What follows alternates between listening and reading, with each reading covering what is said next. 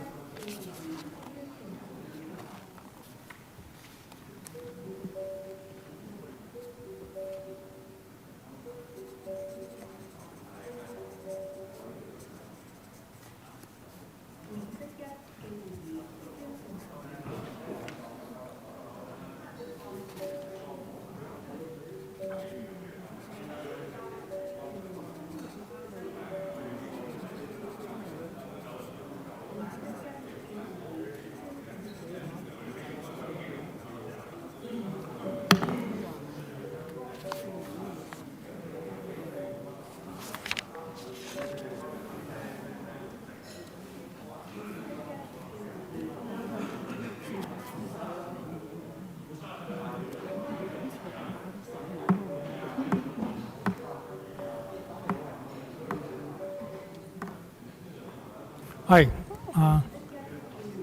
Hi. 有咩問題啊？ What questions? I can't hear you. Declaration? Mr. Kent Lau? I'm the chairman of the Chimun Rural Committee, and my family owns some land in Hong Shui Q.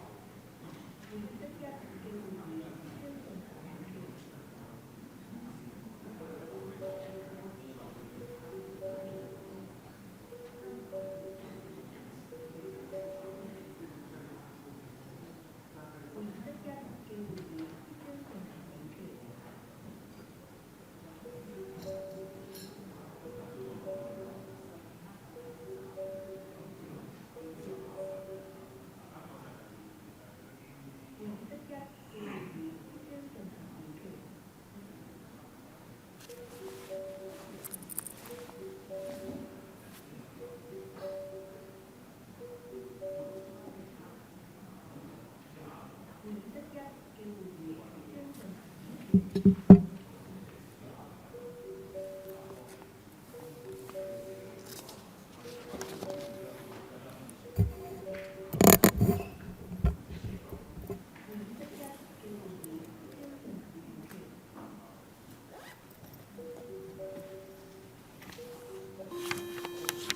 在開始表 Voting begins. We're now voting on the Hong Shui Q funding proposal instead of a 37A motion. Voting has stopped. Please show the results. 37 present, 24, 8 against, 1 abstentions. I declare that the funding proposal is endorsed. And now we move on to FCR 2020-21 number 3. As we asked to endorse the FHD proposal on PWSC on 2020-13 and document number 17 has to support the construction of the teaching research complex in Taipei Area 39, or the upgrading it to an A, and for money of the day prices, we estimate it will cost 59 million and 194 million. As well, the enhancement of the facilities, medical campus equipment, 65 EG, and it will cost about 194 million money of the day prices. As for the 30 EK, the campus expansion, the Homerton slope to category A, with the estimated cost of $1.418 billion. The PWSC has spent a total of 2 hours and 7 minutes. I'll declare that I'm the CEO and Director of the Wellink Insurance Group, the Wellink Insurance Company, and the Wellink Life Insurance. To answer your questions, today we have an Undersecretary for Food and Health, Dr. Choi Tak-ee, and the full list of administration teams on the table for your reference. First question, Dr. P.S. Chen, 5 minutes. I'm personally very supportive of this proposal and hope that you get money as soon as possible so that the 3 universities can enhance their facilities. I just want to say something. Well, within this 4 years, on different occasions, well, I would like to obtain some information from the universities. I hope that in the future I'll be able to help them exchange with a university. While you come for funding, I would like to seek for more information or information related to public policy as for some kind of exchange. I hope to appeal the members to support the facility enhancement at tertiary institutions. Dr. Lowakoff, 5 minutes. I would like to express my support for this funding proposal. Well, while at PWSC, I noticed that the members across the party lines have been very supportive of the universities of enhancing their healthcare training facilities and also the need to add more training places. As the chairman of PWSC, I did not take vote. I'm also very supportive of this project. So I'm just going to be brief. I wish to give my support to this. For the expansion or alteration or addition of this facilities, the engineering sector is also very supportive. Not only would it lead to nurture of talent and medical advancement, the engineering sector, but also a partner of the healthcare staff. Mr. Jimmy, in 5 minutes. First, I declared interest. I'm the board of governance of the HKU and PolyU. Well, at this project and has already been delayed for so long due to the prevailing circumstances and the rest of members' feedback. I hope that members can support this. Mr. Roy Kwong, 5 minutes.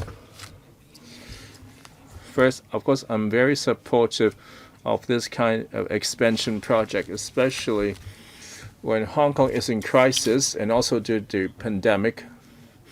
that it was still the Hong Kong sitting on a lot of treasures, which are the R&D at universities, in which they are available on demand. What I find interesting that this project had once been suffered some setbacks. The administration had some comments on the application, and also the members were concerned and hold it for a little bit. And now that we get the final stage, of course, we'd like to get it over with. I believe the functions of the FC would apply wisely if the funding proposal can really help with our R&D and also enhancing our university quality. I suppose no objection from the colleagues. Mr. Editor, 5 minutes. I would like to confirm with the administration, especially the PolyU project. I think it's the Hawkeye at FTU claimed that they were worried that the windows are facing the main streets would allow them to closing down the street or for setting roadblocks. Is that the same project? Undersecretary. Well, at earlier time, the different members have raised comments on the safety and the security at the campuses. Well, there's past association citizens and the campus suffer varying degree of damage. And for the new PolyU project, since it's situated in a slope, and also there will be passageways, and the administration explained that the passageway is not a footbridge, but just a footpath. There's just no risk. Well, there are 3 universities on the security system and also on building reinforcement have also made some improvements since. What kind of improvements? So from last year when Hawkeye have raised this issue that there are some windows which the students, things were hurled from the windows, and that you shelved the proposal. And what had transpired since? Can you tell the public? Let offer a quick summary.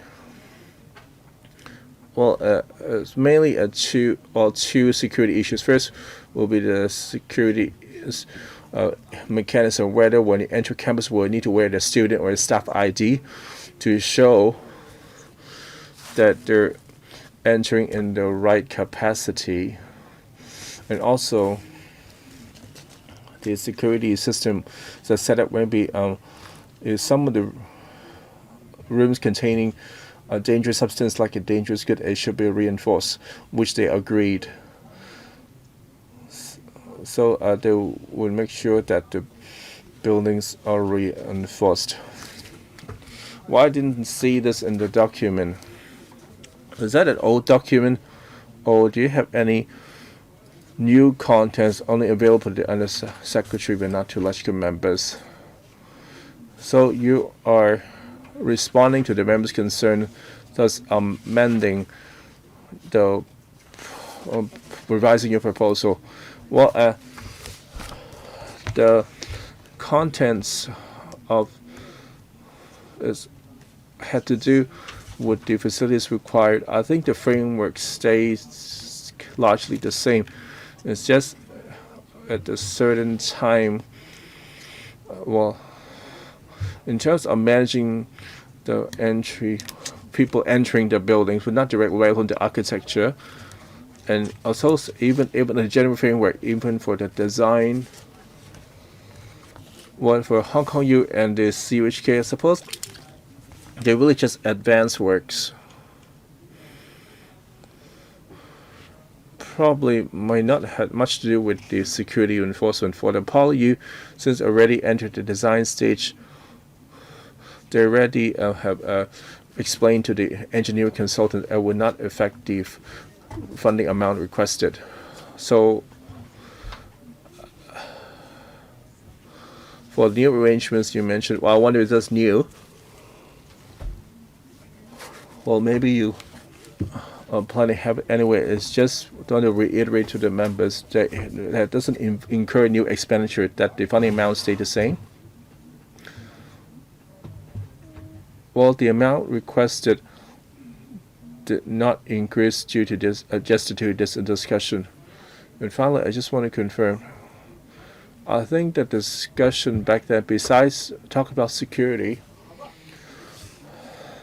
it also touched on that where the buildings financed by the government, shouldn't that be managed by the universities, as if that we're not trusting the government, and the legislature is not trusting the universities, that they simply let the students to let use of that space. Have you addressed it, or you decided you don't need to change the current system? Under Secretary.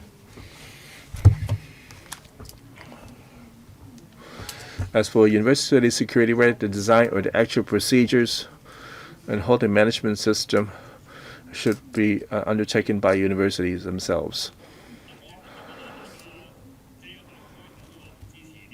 Well, we all claim to express support for this item. Well, I suppose that this item had been withdrawn and worried about they were able to marshal enough votes. I wonder what the Undersecretary have done since, or is it really just posturing that wouldn't dare to veto this project? But however, it just kind of hold up a bit longer, or let the university, especially the management, and to take heed, because the lecture dominated by the pro-establishment camp. Well, it's up to them whether the project will pass. Well, even for this rather uncontroversial projects to improve teaching facilities, well, back then it was a critical time. They decided to hold up the funding, so not as to support these proposals. It seems that it's been some time at the end of the term decided to let you through.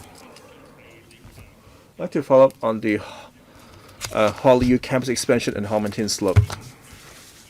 I think it's an enclosure to paragraph 4.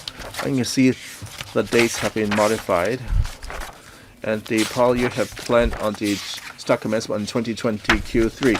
So as soon as we pass the funding, so that they can complete by 2026. The original timetable, of course, will start earlier, and you claim that back in 2019 March, just more than a year ago, you already invite tenders for the site formation. However, it's pending the FC approval that will award the contract. That means you are waiting for our clearance today.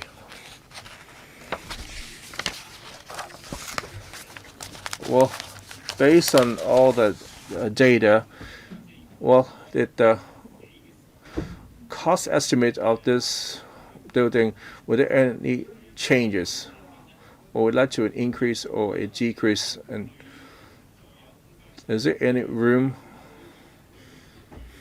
to review the cost with the tenders? Well, for the previous hospital redevelopment project, it's claimed that the return tenders are lower than the estimates. Seems that we're able to save a bit of money. For this project, will the cost estimates be affected by the time gap of 1 year and 3 months?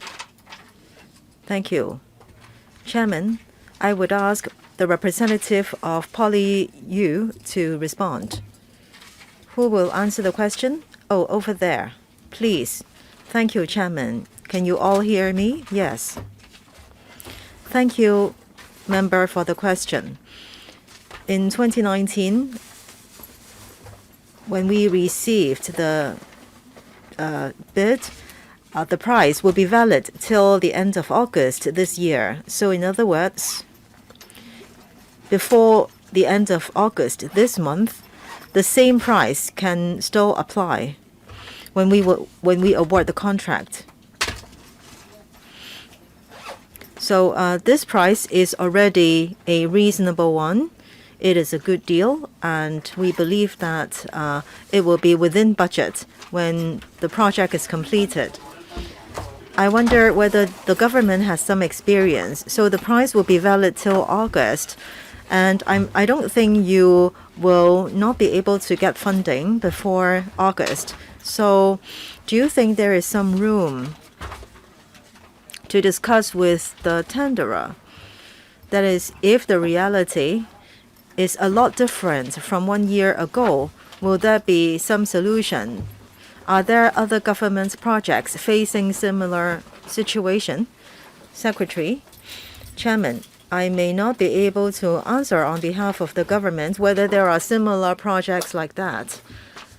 At different times, with different economic situation, there will be ups and downs, and our final goal is to put forth this request because of urgency. So we are in an urgent situation, and we need to expedite the building of medical education facilities. Chairman, I'm not trying to give a hard time to the Secretary. Now, after such a time gap, for some items, if the cost is lower by 30 to 50%, then will there be some room to negotiate for a better price? For other projects, with some time delay, actually, the cost is lower. So I don't know whether the government has similar experience. Any supplement from the Secretary? No, not for the time being. Mr. Kwang Chun-yu, 4 minutes. Chairman, it seems that members are interested to know more about the project. As I said just now, last time, because of some members' concern, the government has withdrawn this item and it has disappeared. And the pro-establishment members said that Hong Kong is a small place. Do we really need so many universities? Well, this is an outrageous remark. So they are expressing a worry that the treasury will be empty. Now, the government has withdrawn the item, and now you are tabling it to FC again. Have you actually allayed members' concern? Back then, it was because of members' concern that the government has withdrawn the item. So during the interim period, what has the government done? Thank you. Last time, when the item was presented to FC, well, we listened to different members' views. We hoped to get members' support.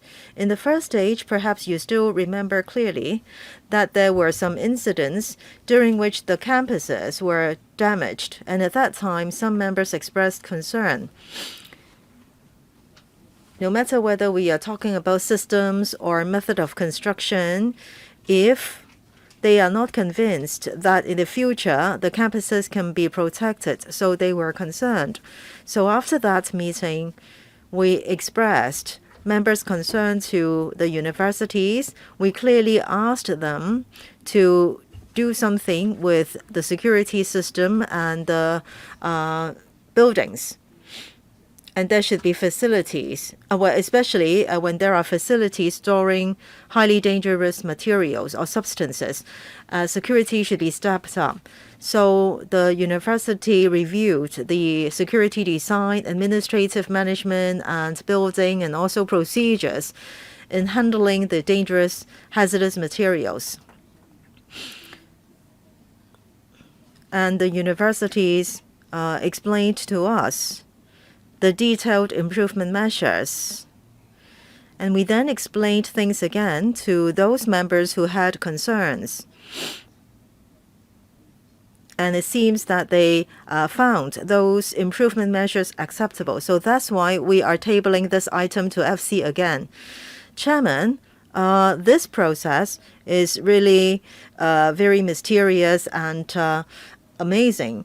Well, I think the Secretary has been responding well. They decided to withdraw the item because of some members' concern, and then they realized that the gist of the problem is security. So if this issue can be solved, then it will be fine. Well, I think this is really a rare case among so many items that we have been handling. Well, I want to say that we will not object to this kind of expansion works. When there are concerns from members, and then the government decided to withdraw the item. In the future, will this happen again or not? Secretary, Chairman. For different projects or items, we do have the responsibility to secure support from different councillors. And we have to go through some legislative process, for example, PWSC. I want to emphasize that I am very concerned about exceedance of budget. So next time, if there is serious exceedance of budget and if we express that concern, will the government withdraw the item? We do have the responsibility to solve members' concerns as much as we can before the FC meeting. However, there are incidents or things that may happen all of a sudden. But then anyway, we do have the responsibility to rectify things and offer supplementary information and discuss with stakeholders so as to allay members' concerns. And then after that, we will introduce the item to FC again. Mr. Yu Siwing, thank you. I want to know more about the funding for CU. So 60 million for consultancy study. So there is the site available, but then there isn't an overall budget. Without an overall budget, how did you work out this consultancy arrangement with a cost of 50 to 60 million? So are you going to determine the future budget afterwards? Is this the usual way of the government in the future? If you are going to invest into this project, so we are talking about 20,000 square meter. And recently, the Chinese yuan was somewhat damaged. So are you going to put aside a budget to repair things? And then regarding the 1.4 billion for PolyU, there is a community clinic. I think this is rather new, this idea of a community clinic. So what will be the future positioning, income and expenses of that clinic in the future?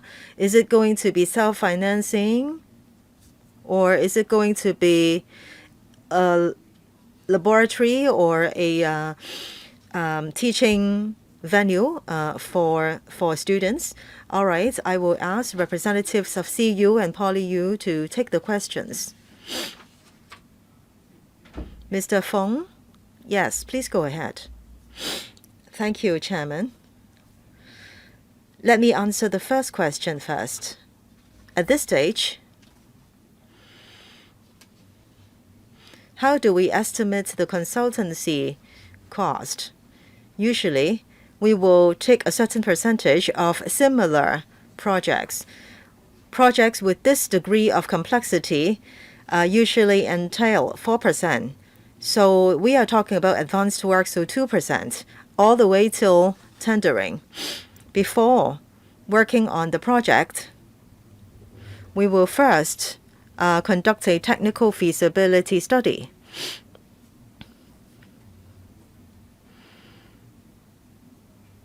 So when we develop different areas with different types of car parks, laboratories, teaching facilities, or auxiliary facilities, a draft was prepared for departments to comment. And basically, it was endorsed.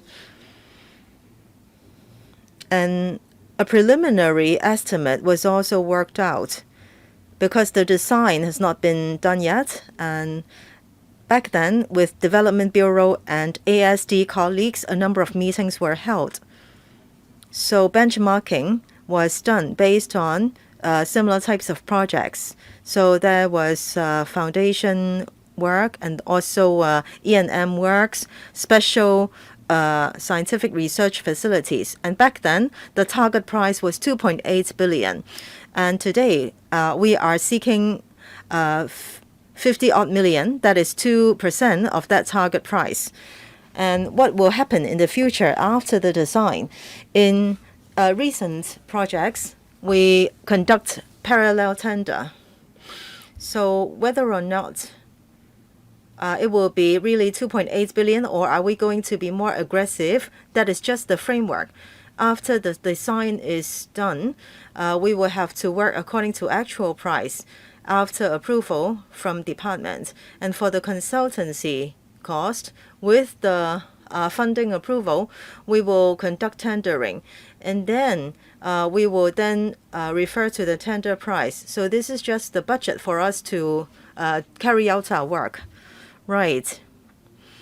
The Chinese yuan was damaged, so are you going to move some of the facilities to this new integrated complex, and then you will then try to perfect the overall design of the university? Well, let me comment first. According to some reports, some sort of damage to the university complex or campus was referred to. In CU,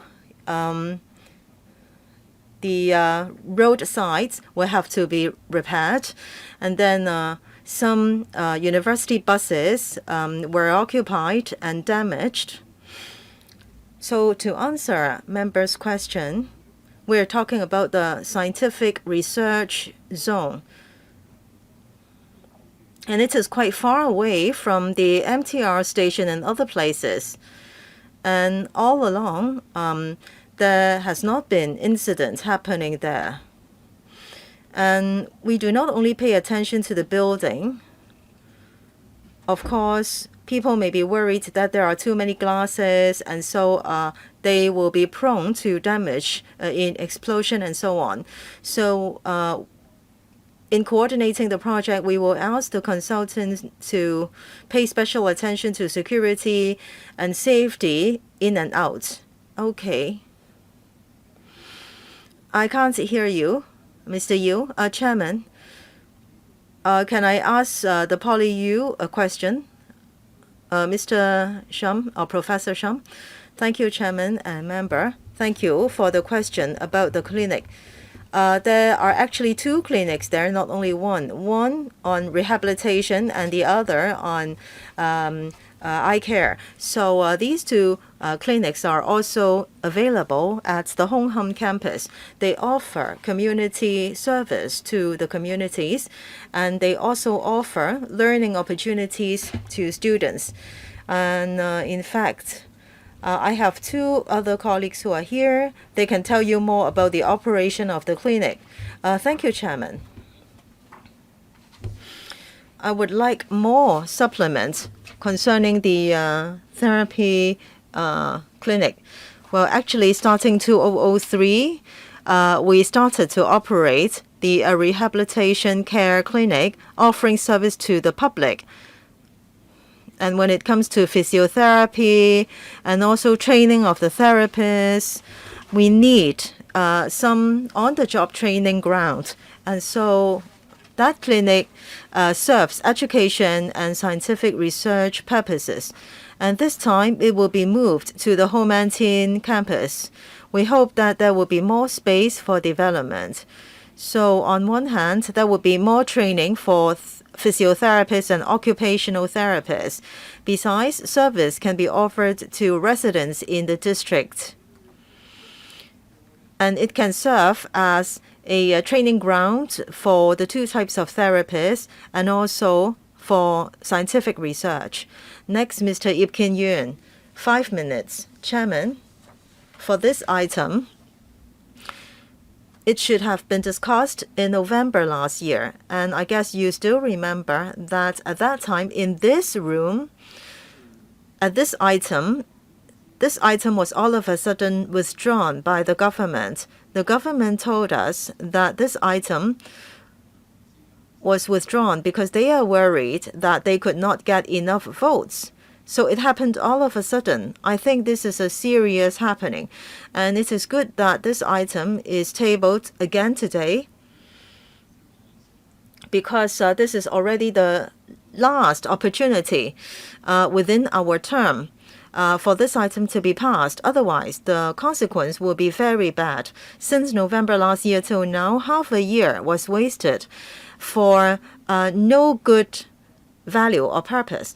And I think the pro-establishment members had placed political consideration over education. I think they want to penalize or punish the universities. And this is really unacceptable because this item involves the CU, the Hong Kong U, and Polytechnic U, 3 universities and 3 projects. And these 3 projects cover medical research, training, and so on. Some courses need additional places, school places. If this item is not proceeded with, then there will be a long delay in tertiary education. And we don't know when this item can be passed if it is pushed till the next term. So I don't understand why revenge is taken on education because of political problems. Why is revenge taken on public health care? This is not understandable. So I hope that in the future this will not happen again.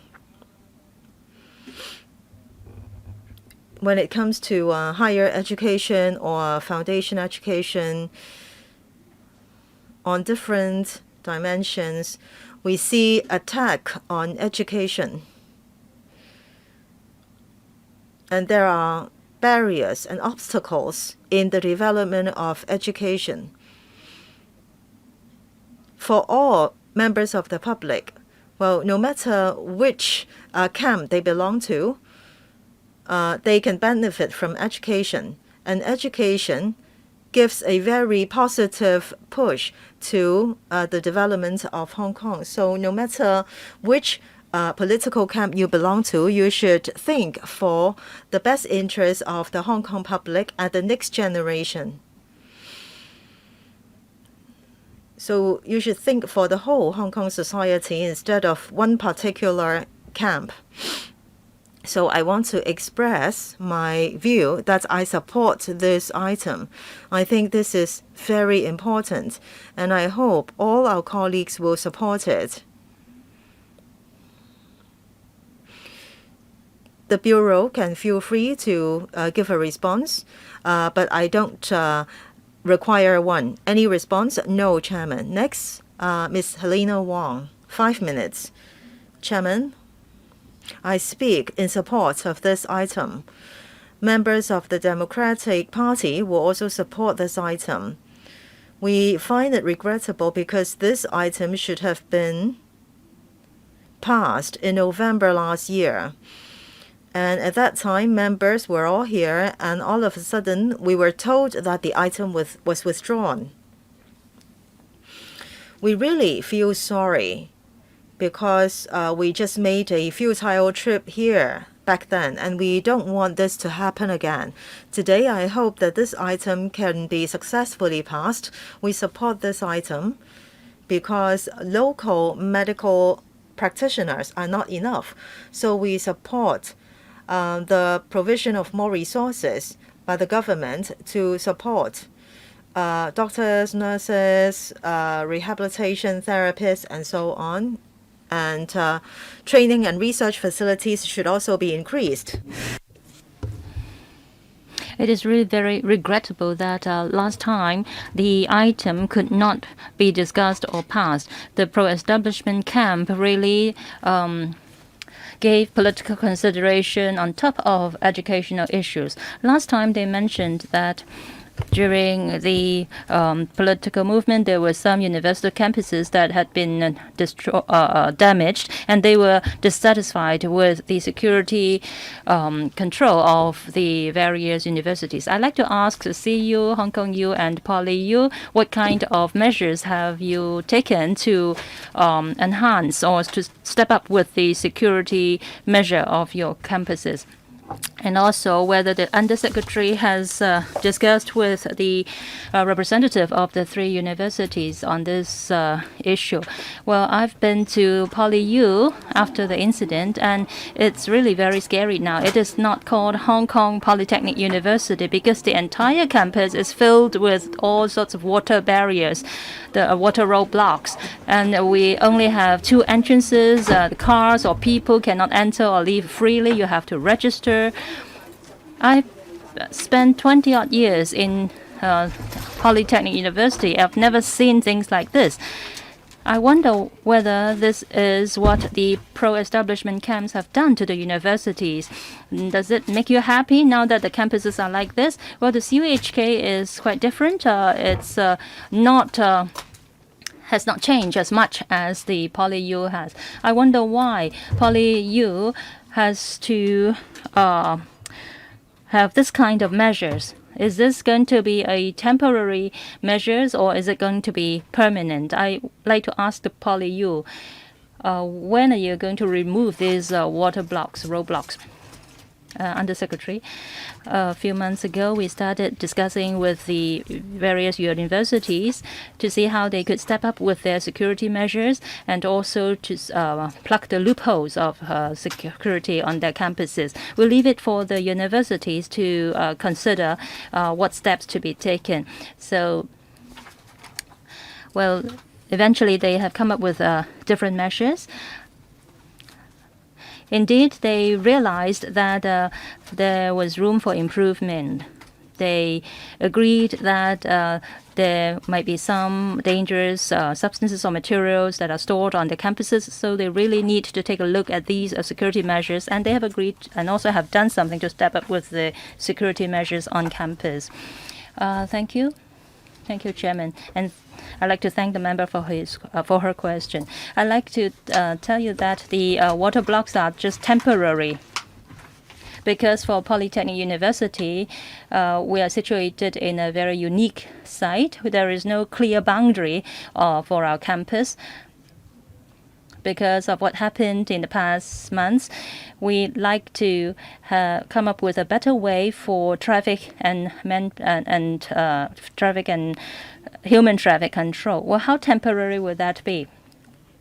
About a year, we will be able to remove these barriers gradually. We will come up with more appropriate installation or barriers so that people can follow the normal route in entering and leaving the campus. We now have 4 entrances, and we will gradually open up other entrances in the future, in due course. Does it mean that these water blocks will be replaced by some permanent barriers or railings so that other people cannot enter the Polytechnic the university campus?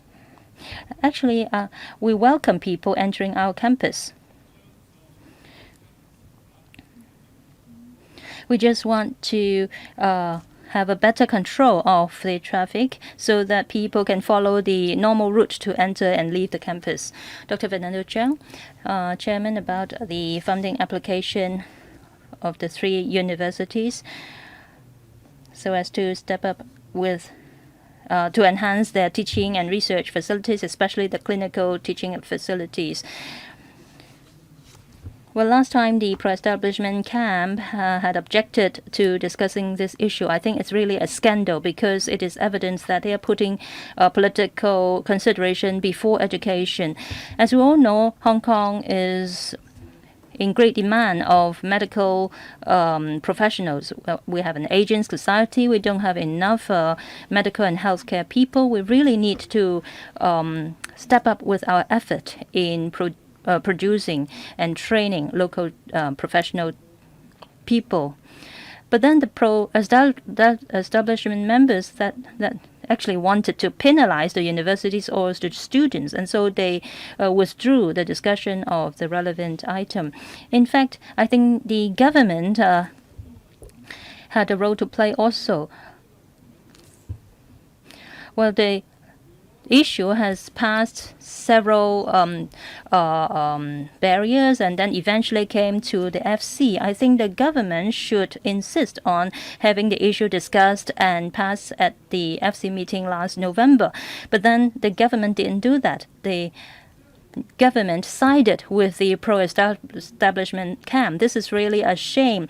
The Chinese Communist Party is not respecting you, or they don't think you're doing a good job. But then even the pro-establishment people are not respecting you if you do that. Well, we are talking about facilities on university campus. Of course, we are not very happy, not totally happy with the performance of the universities. The vice chancellors of the universities just came out and sided with the government and the pro-establishment camp. But then, even so, we would not stop the university from getting the necessary resources to enhance their teaching and research facilities. So, political issues is one thing, but then education is another. We should separate them. As Mr. Yip Kien Yuen said that he hopes this will not happen again, but I really think that this will recur time and again because the pro-establishments are just bootlicking. And for the universities, I really hope that the campuses will not become this kind of place that is not user-friendly, that is not welcoming to outside people. I hope that university campus should really be like a campus. It should be an open campus. It should welcome people from different walks of life and then it's a place for different thinking, to interact, to learn from each other, and to create knowledge. Don't turn it into such a place that is without independent thinking. What security issue is that? Why do we need to turn our campus into such a closed campus? This really shows the lack of ability or lack of confidence of our government. You just look at the campuses from around the world. They are open and they welcome people. They provide the opportunities for people to enjoy this public space. So I hope that be it the 3 universities seeking seeking funding now or other universities, I hope all our local universities will be open. Their campuses will be open, and they should welcome people from outside. Even members of the public could, after prior registration, could attend some of their courses or workshops. So really, please do not politicize everything.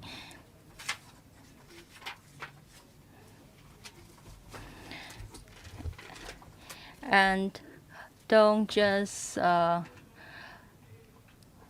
work or do according to what the Chinese Communist Party asks you to do. And also the pro-establishment camps, you should do what is right. The universities or even us at the universities should be like a mirror. It should reflect what is happening in society. We should have our backbone. Let me remind members that this is the Finance Committee. Please make good use of your time to ask relevant questions. We have so many people from the 3 universities here this afternoon. I hope that you would ask relevant questions so as to make sure the public money is well spent. Don't make use of this time to express your political views. Mr. Tony Zhe. Thank you, Chairman.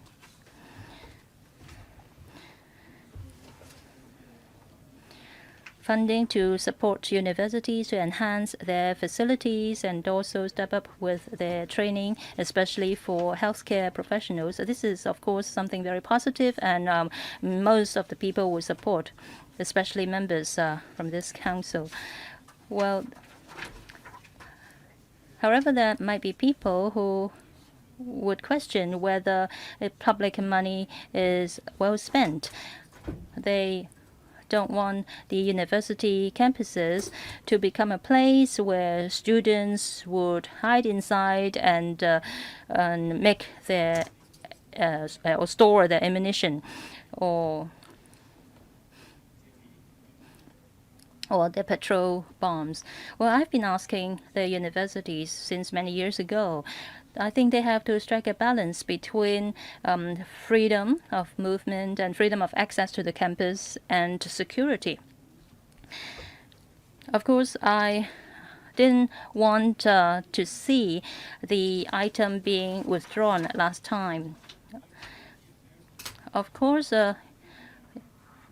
we could actually have an open discussion, open and fair discussion. However, sometimes the opposition camp sometimes would also withdraw or vote against public or funding application of items supporting the police facilities. If they want to put things to the vote, they should be fair. So all different issues should be put to the vote. Let me come back, okay, for these funding application. Well, I have had meetings with the universities, but because of the pandemic, it was halted for some time.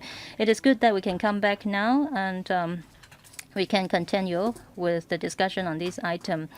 Well, of course, the universities are using public money for different works projects. Well,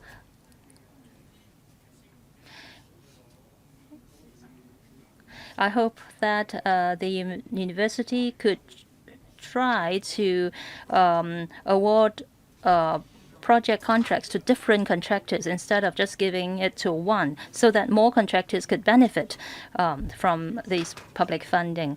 And also for payments, actually the government now is stepping up with its vetting process and also payment procedure. Well, in the past they have 2 months contract, and now they try to step it up and expedite the process so that it could be done in 2 weeks. Because cash flow is very important for the industry, especially at this critical period. So I hope that the universities could undertake to follow the step of the government to speed up with the contract awarding and also payment procedures for the various projects. Thank you, Chairman.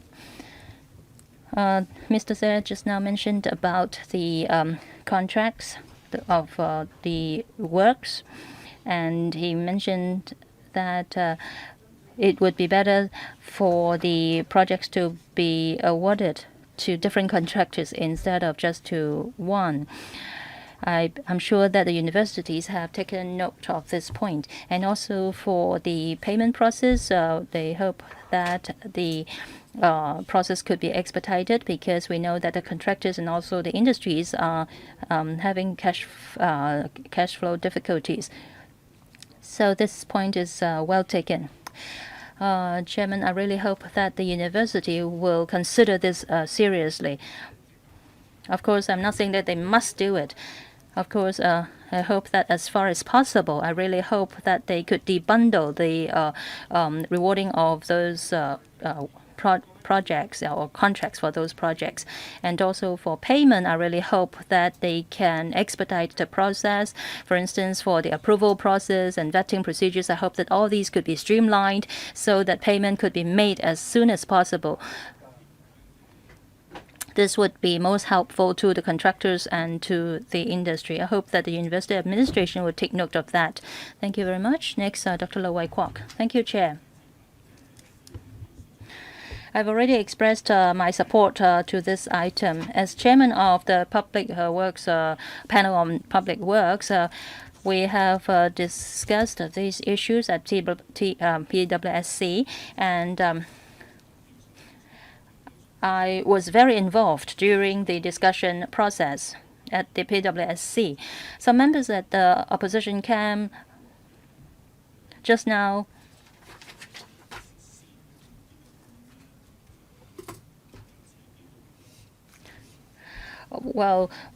try to blame the pro-establishment members for stalling the discussion of this issue. I think this is unfair and is not grounded.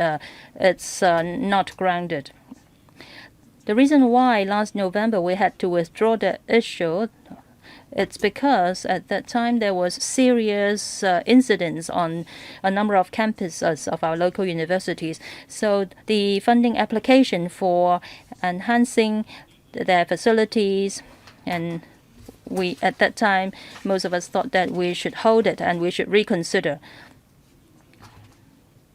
And during the entire discussion process, I never seen any members of the pro-establishment camp trying to make use of this item to penalize the university students or the universities.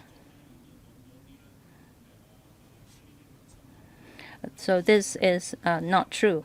They also mentioned that political considerations should not be put in front of or before educational issues. Well, this is exactly what we from the establishment camp have been saying.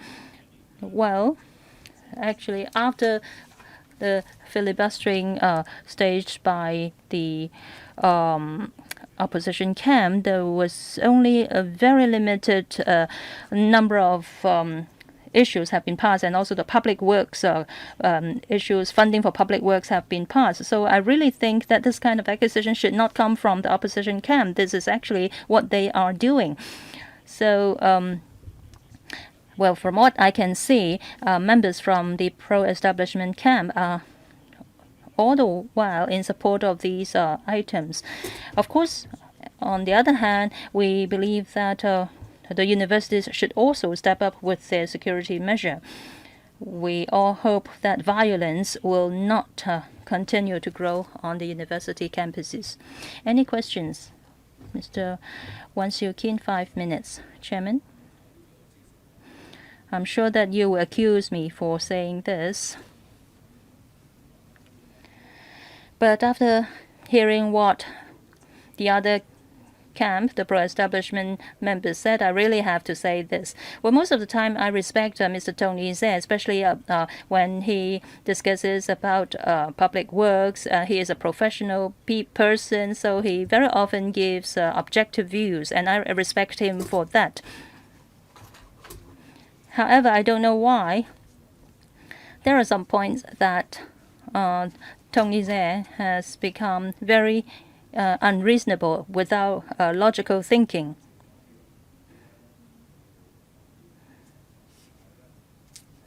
And that is really very disappointing.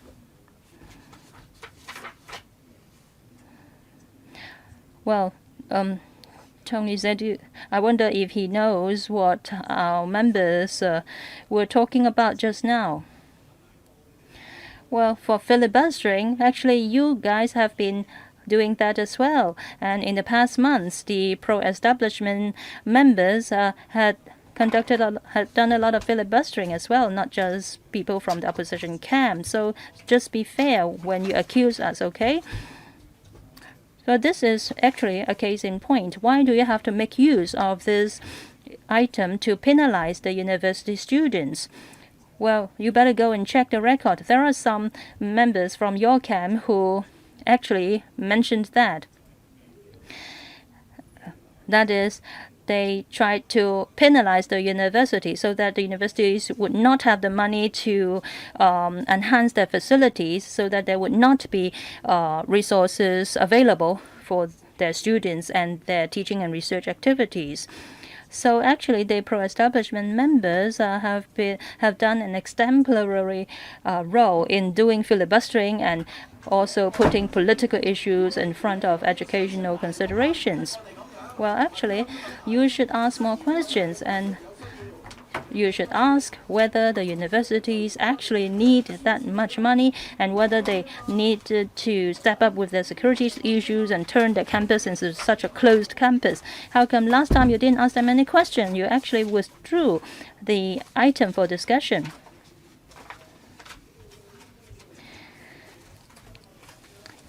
You should have followed our strategy and put questions to the universities so that we had a long time for discussion. However, you haven't done that. You just withdrew the the item from the agenda. So this is a poor comparison. I'm really very disappointed with what Tony Zhe has just said.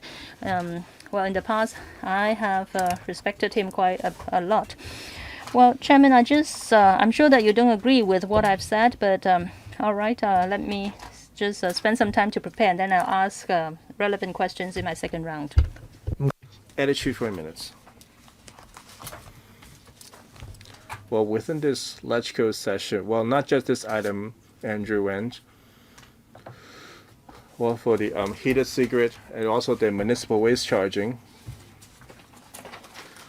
Well, so long as the administration feel they don't have enough votes, they will not put it for discussion or put it to a vote. They should decide to withdraw them. Even no matter how long the preparation work will all come to in vain. Why? I listened back to the FC meeting on November 15. Well, within the establishment camp, Jimmy Ng is the fairest. Well, on that day, right in the heat of turmoil, that as the governor of the PWU, he was very disappointed at the government withdrawing the funding proposal. He felt that this project had undergone extensive planning, and he was worried that he didn't know when would this proposal be tabled again. It shows that it is someone who takes education seriously, that attitude should be expressed across party lines. Well, listening to so many remarks by the members, the only one who gave a valid reason is still former member Ho Kai-ming. But somehow, after becoming undersecretary, he kept in hiding for almost a month. And Ho Kai-ming just said one thing.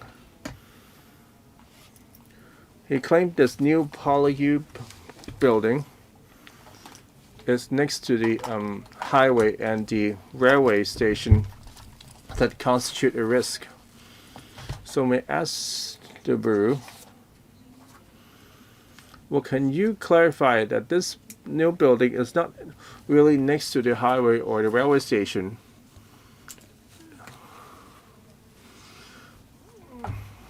I suppose it's at least 20 or 30 meters away from the railway line. So would you call the distance right next to it? That was a clear question put by Mr. Ho. If you confirm that this is not really right next to it, that this confirmation would not need to take like for a good part of the year. Can the Anchor Secretary tell us, or the government sees that this new building, this isn't really situated next to a highway or the railway lines, so therefore, unlike what Mr. Ho said, that really should warrant our concern, or confirm it's next to the highway or the railway.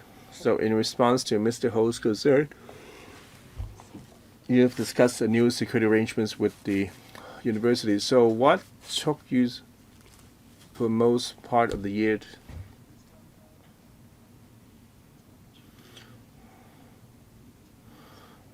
As for the school vandalism, that incidents that give rise to the security enhancement, well, we have checked it with the universities, and they see that before the work commences, they would like to review the management mechanism, also can reinforce the structure. And because in some damage have been done in some locations, and also involving the theft of dangerous articles. As for the new PWU campus, whether it is close to a footbridge or next to a highway, I suppose it's quite straightforward. This new and old campus, well, in terms of the footbridge is different, and that had been noted. Well, at the early of the year, we had a review of the PWU, and also we asked them to offer a proposal on beefing up the security. It was really on the overall security system. And when I come with the design or the management of dangerous goods, and to review the whole system. Okay. Let me just add one more thing. I'm not accusing the police camp, but the administration. You claim that you're not really satisfied, happy with the police force. So next time we're not happy with it, I hope that you can withdraw the controversial items so that it won't create a backlog. I suppose Mr. Chairman would agree. Well, at PWSC, Dr. Low was here. Well, for the uncontroversial items, goes first while the controversial ones withdrew. And Dr. Low was quite happy. Well, we're not meant to block the livelihood-related projects. Hope you can apply the same logic. I hope that by the time that you won't accuse us of this because the government who's actually blocking. Well, the government had boosted the number of medical training places by 60% by 150 to about 1,800. In 2019 to 2020 UGC triennial, the government have provided for PolyU the first year university places for each academic year about 45 more, with 20% nursing, 20 physiotherapy, and 5 optometry students. Well, for the supplementary information provided by the government, in terms of medical health pairing and the review report, as for to project on the manpower, is it possible to have a shortfall? Is it be over or underestimated? Assuming the projection was wrong, which led to an over or under supply of medical staff, is there further room for expansion to meet the actual demand?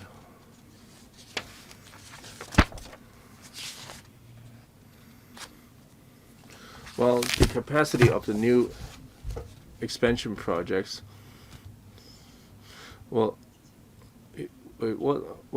usually state they will provide the accommodate how many students. Of course, they would like to plan further ahead. Well, after building have been completed, it's been we used for quite some time. As for how many talent do we now have to cope with the healthcare? The government had already had this manpower projection every 3 years, and with the assistance of the universities.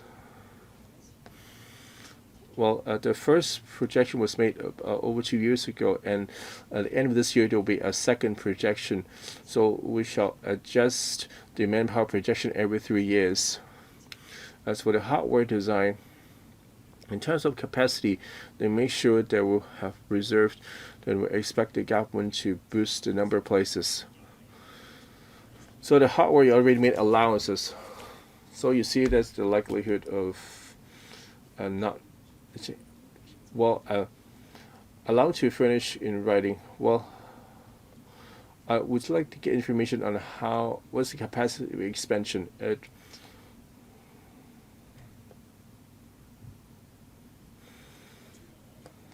Well, let me ask a simple question because I recite some data. Okay, I assume. Of course, you make allowances. Well, let's say, unfortunately, you are falling short. You have a shortfall. With any room for expansion or for retrofitting to meet the training needs? Well, these two projects are really just supporting infrastructure at different stages, and each university have their solutions in the short, medium, long run. Please finish up information when it becomes available. There's only one objections. And all members, please come down as we need to put the vote soon if no further questions. Ms. Claudia Moore, 5 minutes. Well, this project seems to be a century gave and finally resurface. This is supposed to be non-controversial. When for the new teaching medical complex, $6 million at SUBCOMMITTee. Because we're so used to billion of dollars, and for the Hong Kong U would only cost about 200 million. I wouldn't call that as chump change, but it's reasonable. Well, for the PolyU Hong Maintain slip would cost about 1.4 billion.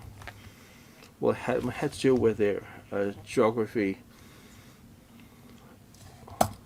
and also our large-scale construction. And for PolyU,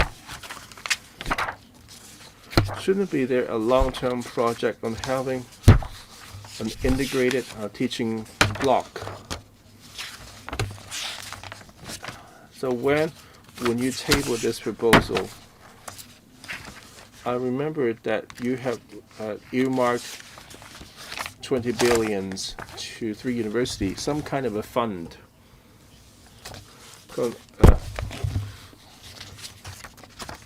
So are you sure that this funding would able to meet a large-scale refurbishment and renovation and construction? Under Secretary. And for CU and HKU, well, the funding request is relatively much less because it's really some kind of a preliminary or minor improvements. There will be a higher costing projects and larger scale project down the line. And for PolyU, well, they're requesting $1.4 billion. It's a slope across the existing campus to build an actual building, thus to involve a bigger amount. And for the CU, or for the integrated teaching complex, Mr. Soon, let me supplement. Well, the integrated building is already engaged a consultant. It's estimated by year 20 to 2023 that the proposal will come to LegCo for funding. And it was completed well by 2029. That will be a long-term project. So we have to wait till 2029 from now counting. So that's like a decade. Why does it take so long? Any explanation? That's very, very long time. The Harmony project already commenced in 2014-15. Well, now you said it. So our estimate is really based on past engineering arrangements and the preparation work. So you see there's normal and so something is started in 2014-15. And now you claim that it should be okay by 2029. It sounds unreasonable. Well, we started the Harmony project in 2014-15, and it will complete in 2026.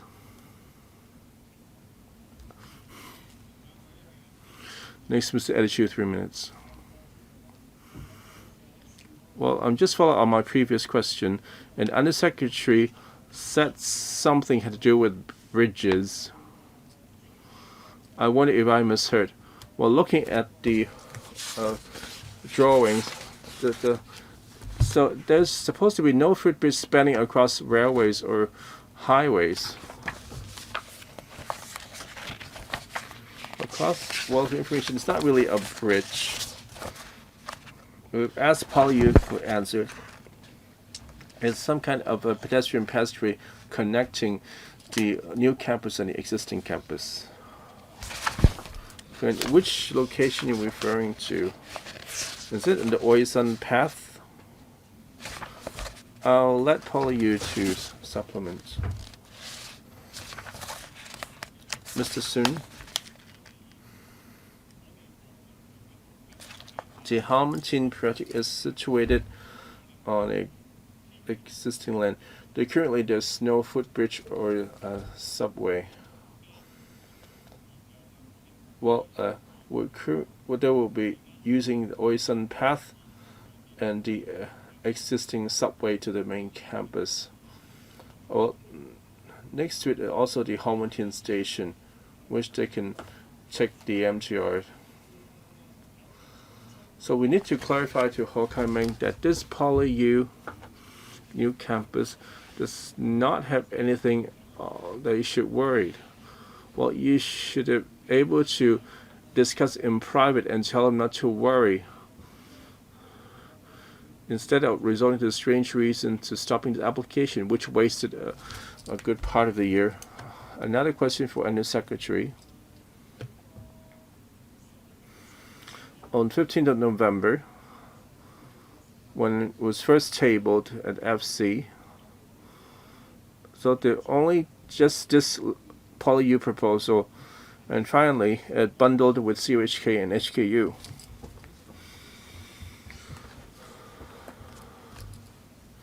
So when did you resolve the so-called concern with Hokkaido Ming and others? So at which month do you resolve their concern?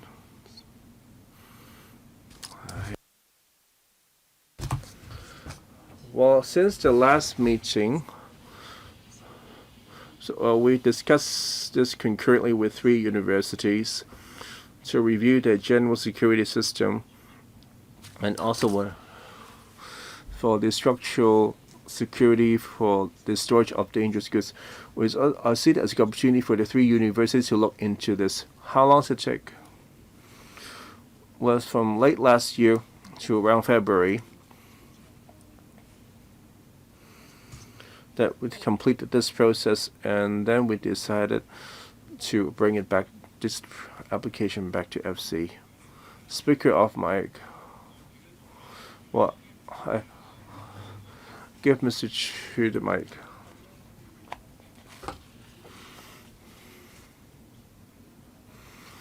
As for your discussion universities on how do they strengthen their security, I hope they can give me a written response. What's the attitude for a minute? Well, a very small, simple question. Well, I was quite shocked by their timeline. I was slightly taken aback. As I recall, there's another short-term project in PolyU that you had to do with medical teaching facilities. So where did that project go, and what's their progress? Is there any some kind of overlapping with this slope project, or go in parallel, or doing it separately? Who will take the question? I'll defer to PolyU. Mr. Sun. And okay, thank you, Chairman, and the member's question. Like the Secretary said, the PolyU have a works project on the short, medium, and long run. When members have cited our short-term projects, we currently started some of those and will continue. These short-term projects will complete within this 2 or 3 years. This is not overlapping with Homentins. So that we have the short, medium, long-term goals, so that we're able to cope with the prevailing level of student intake. All right. No further questions? Dr. Helen Wong, 4 minutes. Okay, a simple question. Well, the School of Optometry, now they have the optometry clinic in Block A. Well, would that clinic be retained? Well, now they have to build a new teaching block over at the Homentin slope. Are we going to keep that clinic at the old site? Well, for the public who do their eye exam and the prescription, that's might be convenient for them. And so you plan to offer a shuttle bus for the colleagues and the students commuting between 2 places besides walking. Mr. Sun.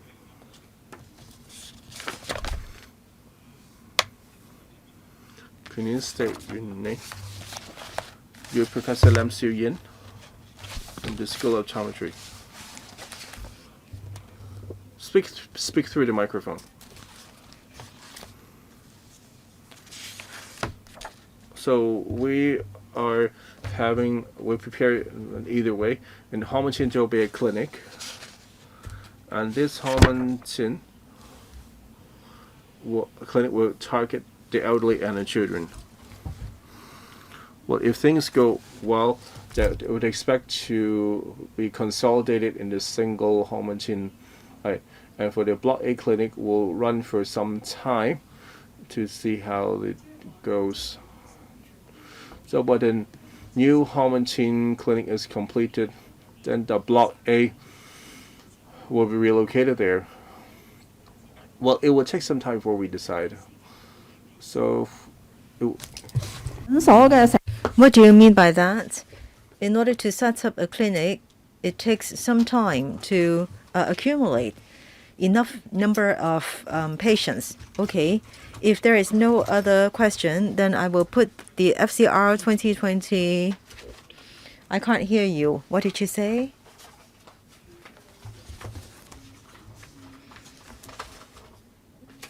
For the home maintain facility and the facility in the main campus, can there be some feeder bus service or shuttle bus service?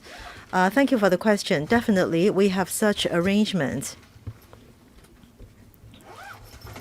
We will only stop that bus service when there is no more demand. Okay, so that means there is going to be the shuttle service. Okay, I will put this item to the vote. Those in favor, hands up please. Those against, I believe majority of members present are in favor. So this item is passed. Next item, please. FCR 2020-21, number 20. So members are asked to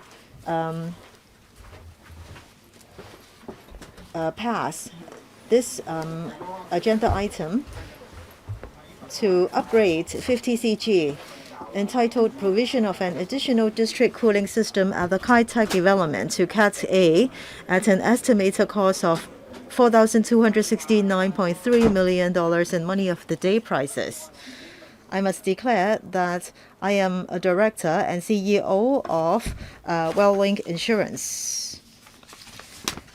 So in order to answer questions from members, we have Mr. Zhe Jinhua, Under Secretary for the Environment, and his team.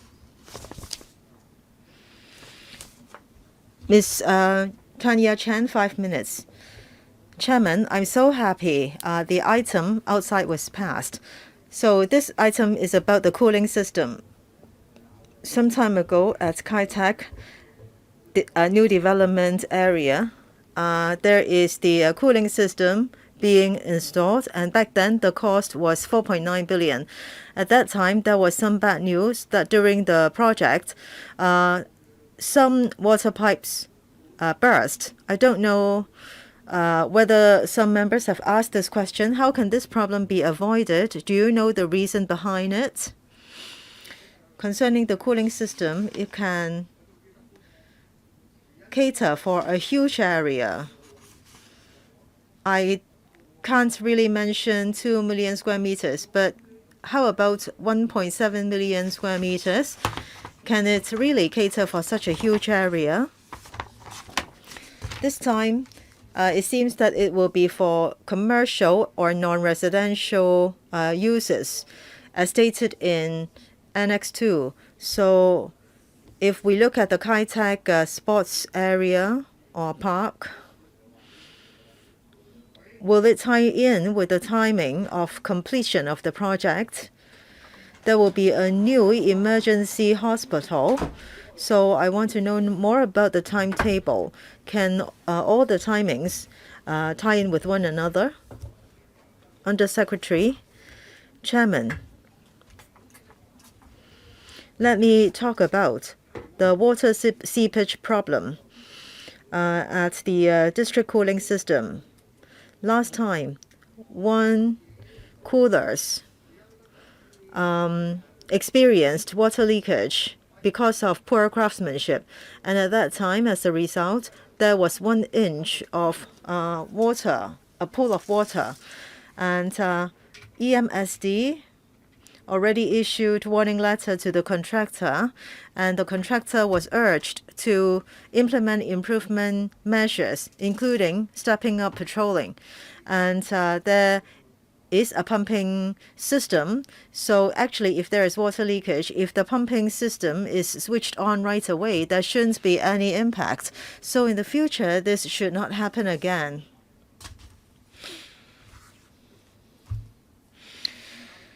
So here in this item, we are talking about district cooling system. At Kai Tak, the development density has increased. And there is the new emergency hospital. So the biggest need will be from that hospital. It will take up 44% of the total. So we are talking about the new 4.2 billion. Yes, the increase proposed this time. So the new emergency hospital will take up 44%, and for commercial use, 31%. In the future, Kai Tak Sports Park, 25%. So today, if we are able to get funding before the end of this legislative term, then we will be able to meet the 3 needs mentioned just now. I see, Chairman. Just now he explained the problem experienced last time. He mentioned the piping system. So you said that there would be more inspection. So when there is a 1-inch pool of water, there won't be automatic alert. You have to rely on manual check. Or will there be other supporting system?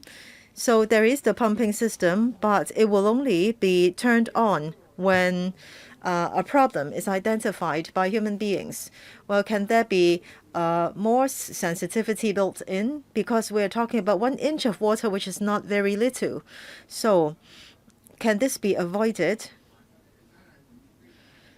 Regarding the contractor, can they take part in the tendering of this new item? EMSD has put in place some improvement measures, so I will defer to my colleague from ENFD. Thank you, Chairman. At that time, there was water leakage. And in that plant room, there's no water leakage monitoring system. After the incident, we carried out risk assessment, and the conclusion is that there's the need for a water leakage monitoring system to be installed. And the coverage and resolution of CCTV should be enhanced so that the colleagues on duty should be able to detect the problem earlier. Next, Ms. Claudia Mo. Ms. Tanya Chen, what else? I also asked a question just now. Can that contractor participate in the tendering for this new round? Thank you. After the incident was reported, we immediately sent a warning letter to that contractor. And the contractor had implemented some improvement. Now, for the tendering, there is a pre-qualification mechanism. So at that time, that contractor actually would not be banned from participation in tendering. Ms. Claudia Mo. This Kai Tak area is a new area in Hong Kong. So the area is made available because of the reprovisioning of the airport. But I am a bit surprised. You emphasized energy efficiency, and you said that district cooling system, comparing with the traditional air conditioning system and standalone water-based cooling system, can save energy up to 35% and 20% of electricity consumption. Of course, this is good news. But since that is a new space, can you work harder in the Environment Bureau? Can you consider, for example, solar energy or wind power facilities? Of course, not entirely. I understand that those cannot guarantee 100% power supply. I understand that. But perhaps you can think of 5% of power consumption being supplied by wind turbines or other natural energy sources. Have you considered these?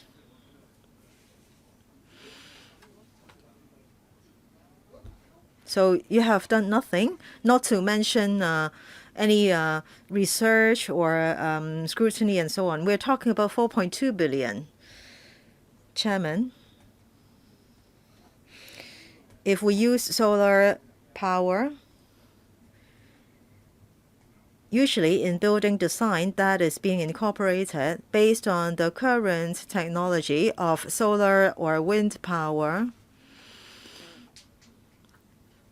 at the present moment in Hong Kong, it is not quite possible to supply enough electricity for cooling systems. So that's why we adopt district cooling system in order to reduce power consumption by traditional method.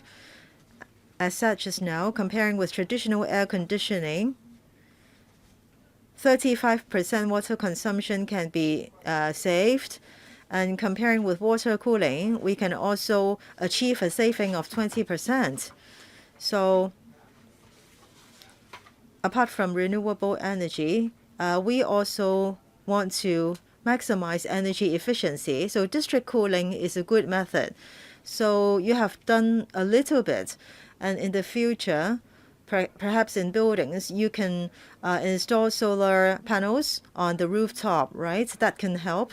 Well, at least you will do that, right? If there is appropriate place, the government will retrofit solar power or wind power installations. You said this will be done when there is appropriate place. So is there an appropriate place? Or actually, have you started to look into that? It is beyond the scope of this item. I will defer to my colleague. Thank you, Chairman. In government buildings and the plant room of the district cooling system, solar energy panels have been installed. Well, I hope you will try your best.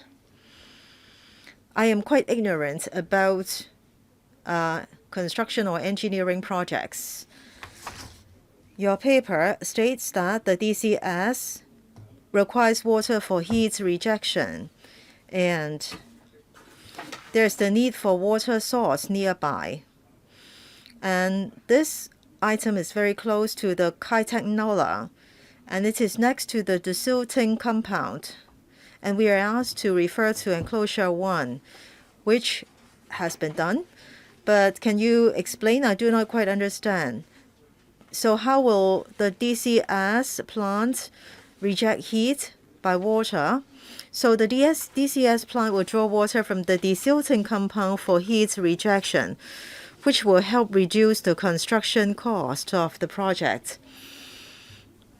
So you have put this point in a very detailed way. Kai-Tak is already next to the water body, right? In the past, it was the airport. So what does it mean by heat rejection by means of drawing water from desilting compound? I will defer to the director. Thank you. I will give a brief explanation. The cooling system, in order to achieve 25% or 35% energy saving, is such that the air conditioning needs heat rejection. And if the air temperature or water temperature is lower, then the energy efficiency will be higher. In Kai-Tak Nola, the water temperature will be better than using recycled water for cooling. When the temperature is high at around 30-odd degrees Celsius, well, heat rejection will be difficult. So we hope that water can be drawn for heat rejection. So we selected the site near the desilting compound because the treated water doesn't need to be recycled. Recycling will raise temperature. And because the desilting compound is just nearby, and so the pipe needed will be the shortest. So that will save money. So in this way, money and energy can be saved. Mr. Chen Chi-chun, 5 minutes. District cooling system is not cheap. 4.27 billion almost. So all along about this item, I have doubts about the payback. So will the payback period be really 30 years? My subsequent questions will be around this point. Now, looking at 4.27 billion, para 14. It refers to additional energy conservation measures. What are they? Can you elaborate? Who will answer this? EMSD colleague will explain this point.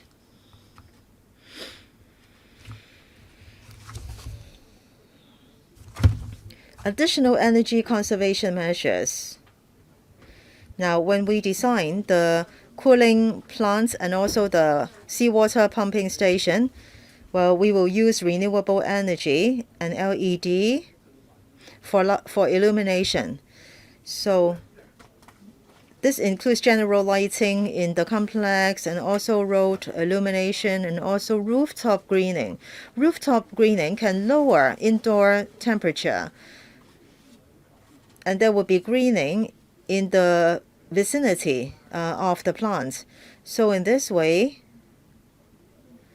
we believe that 5% power saving can be achieved, and 7 years will be the payback period. These are the energy conservation measures we're talking about. Right, turning to Annex 4, the estimated recurrent expenditure. There's a footnote there, and that is for that year, taking into consideration the fees and charges, then there will be a gap between income and expenses.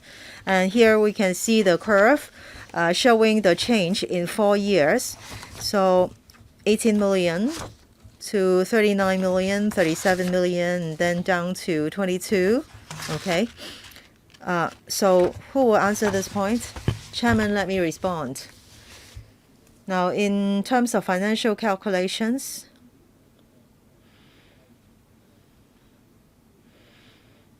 the government will build the DCS. It will have to be operated and repaired and maintained, and then there will be expenses in water and electricity tariff. Now, according to the law, we can also charge the users the district cooling fees. So here, Annex 4 shows the difference between the two. So income minus expenditure. So that will be then the net. So after the completion of DCS, when more and more users use it, then income will increase and the net expenditure will decrease. So on the surface, there is fluctuation in this amount, sometimes higher, sometimes lower. Now we have to estimate the operation and repair expenses, and then there will be completion of complex facilities and also user facilities. Then there will be the difference between income and expenditure. After 2026, 2025, then there will be a net income. 30 years later, we'll be able to recover the construction, operation, and maintenance costs. So in 2023, 2024, the amount was the highest because at that time, there will not be a lot of income, right? Yes. Chairman, I am on the point of payback, but I won't have enough time. Anyway, I will cover the most points, as many points as possible. So for commercial buildings, the commercial buildings will start operation, and then fees will be charged, and then maintenance and operation expenses of the DCS can be covered, and there may be a profit later on, and so payback can be within 30 years. Now, looking at the annual income, well, back then I asked for annual income information, but I was not given the same. And the cruise terminal uses the Kai-Tak DCS. I have asked the administration to give me the annual expenditure of the cruise terminal. And then the government said that this is some commercially sensitive information. Ms. Tanya Chan, 4 minutes. Well, Chairman, I'm also interested in how or when the project can achieve break-even. Now it says that the system can be paid back in 30 years. But as you know, Chairman, there are first phase works, and there is a relevant regulation passed in 2015 and 2016, that is the district cooling system service regulation. At the time, I didn't know that it was passed. Then I looked back at the past record. I find that there are a lot of regulations under the ordinance. I'd like to know a little bit more about this. For Para 23, about the system's impact to the environment, it says that this is not a designated project, but then they have conducted a environmental assessment, and they find that they will need some mitigation measures, including using acoustic loops and silencers to mitigate operational fixed plant noise. I'd like to know about these mitigation measures and at which stage these measures will be implemented.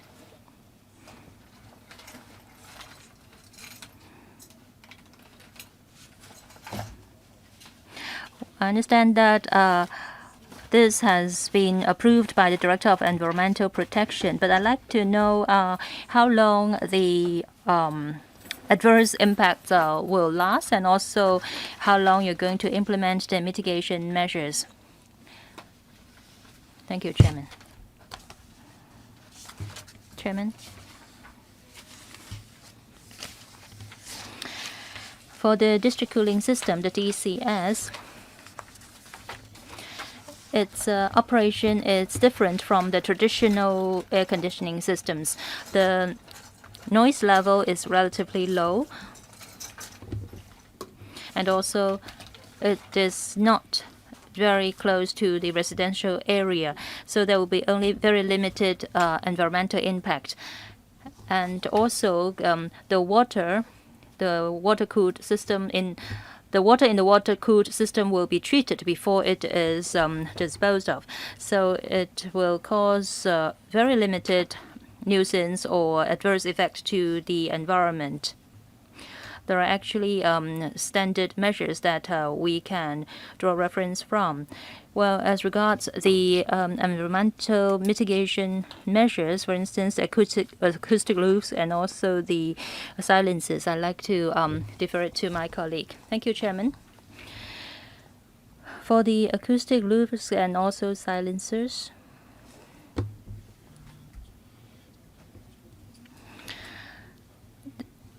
it's basically to mitigate the noise level from the plant. This is actually standard measures, because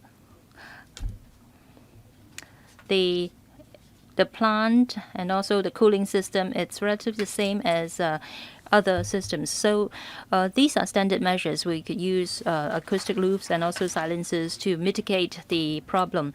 And as mentioned by the Undersecretary, the plant is not in close proximity to the residential area. Mr. Kwang Chun-yu, Chairman, regarding this DCS, it is going to provide a cooling system to the Kai Tak development, and it's quite a costly system. And this also, the project has not started or is not implemented smoothly because of the enlarged area in the Kai Tak development. So the original design of the cooling system turns out to be inadequate, and there was also some sort of delay in the commissioning of the original or the initial cooling system. As you all know, for these kind of infrastructure projects, we have to think ahead, and there must be a lot of advanced planning. I'd like to ask colleagues from EMSD, because the KD Kai Tak development area has been expanded, and that is why there is a need for the district cooling system. That is a centralized system to provide cooling for the entire district. But I have some concerns. Well, how long or how many years of delay would this result?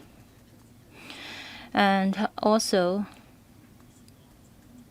for the original system, is it true that it should have been completed a number of years ago? Because of this expanded area and because of this enhanced system, we need to have a few more years in order to complete the entire project. Well, Chairman, yes, now we're talking about a new or additional cooling system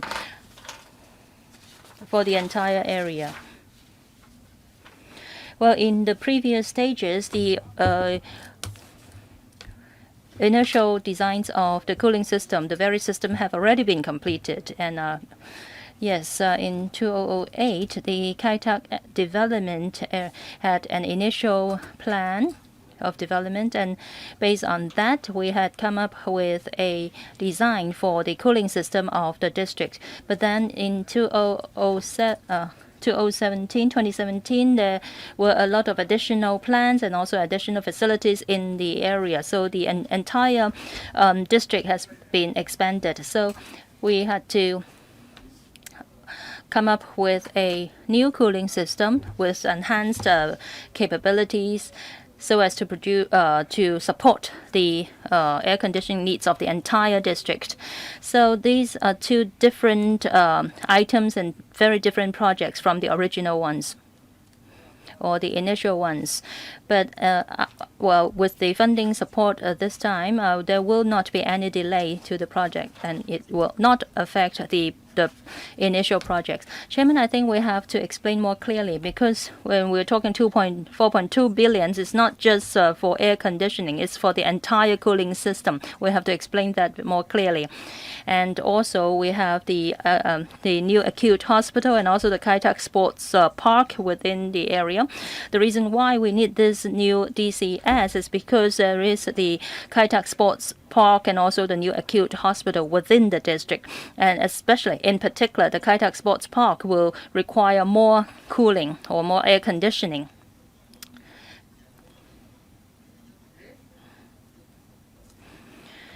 And my understanding is that you need an additional system because of these added facilities within the KTD. Is that a correct understanding? Well, Chairman, at the beginning I already explained why we needed to have an additional district cooling system in the KTD. The major reason is that because of the increased density or the facilities to be built in the district, we will have a new acute hospital and also the Kai Tak Sports Park. Well, the air conditioning requirement would be as much as 44% of our original system, the cooling capacity of our original system. And for the sports park, it will take up about 25% of the air conditioning requirement. So it is not because of the Kai Tak Sports Park that we need to have an additional cooling system for the entire area. Well, for the hospital, yes, I think we understand. But then for the sports park, you mentioned that it will be around 25%. It requires about 25% of the capacity. Well, this is just your estimate. Can you be sure about this estimate? So it's around 1/4? Yes. The EMSD had already conducted a new evaluation of the cooling requirement in the entire district in 2017. So we believe that this estimate should be quite close. Let's have a break for 10 minutes. Let's resume at 5:10.